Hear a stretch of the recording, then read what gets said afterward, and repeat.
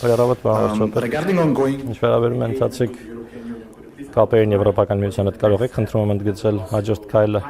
որն եւ ինչ հնարավոր ժամկետ կա Եվրամիություն Հայաստան ինտեգրման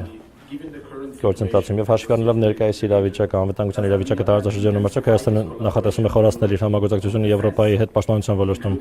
այդ թվում օրինակ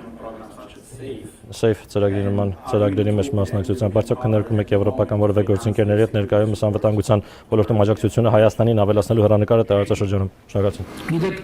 մենք անվտանգության ոլորտում արդեն իսկ համագործակցում ենք Եվրամիության երկրների հետ։ Մենք ռազմատեխնիկական ոլորտում համագործակցություն ունենք Ֆրանսիայի հետ։ Մենք նաև արդեն նշեցի, որ Եվրամիության քաղաքական ներողություն, խաղաղության գործիքի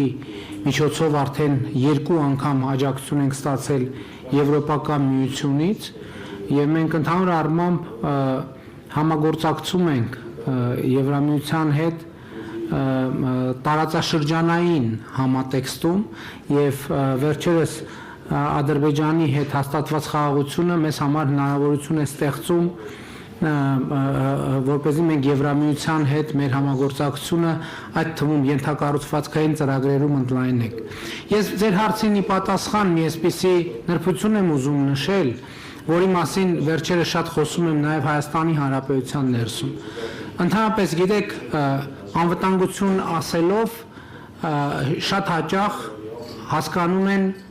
զենք, զինամթերք, բանակ, հատուկ ծառայություններ, օպերատիվ գործողություններ եւ այլն եւ այդպես շարունակ եւ մենք շատ երկար 30 տարի այդ ընկալման մեջ ենք եղել հիմնական խնդիրը, որը ես տեսնում եմ եւ հիմնական ընկալման փոփոխությունը, որը ես տեսնում եմ հետեւյալն է, որ Հայաստանում շատ խոսվում է անվտանգության երաշխիքների մասին։ Ինձ համար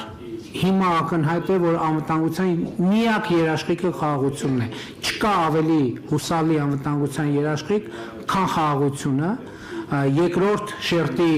անվտանգության երաշխիքը համագործակցությունն է, փոխկապվածությունը, տնտեսական համագործակցությունը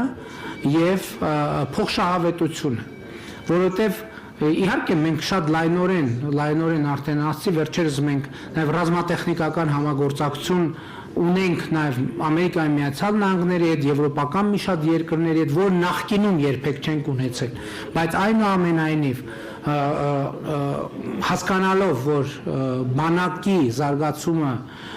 շատ կարևոր է եւ յուրաքանչյուր ինքնիշխան երկրի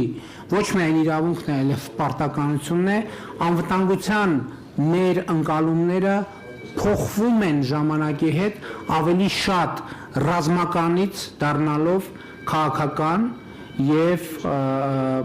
դիվանագիտական եւ ես կարծում եմ որ մենք ավելի շատ պետք է շեշտը դնենք այս տրամաբանության վրա ներսում էլ Հայաստանի ես այս մասին խոսելիս ասում եմ բանակը մեզ համար անվտանգության ոչ թե գործիք այլ անվտանգության ռեզերվ է երբ որ հանկարծ որևէ պայմաններում իմ ասած առաջնային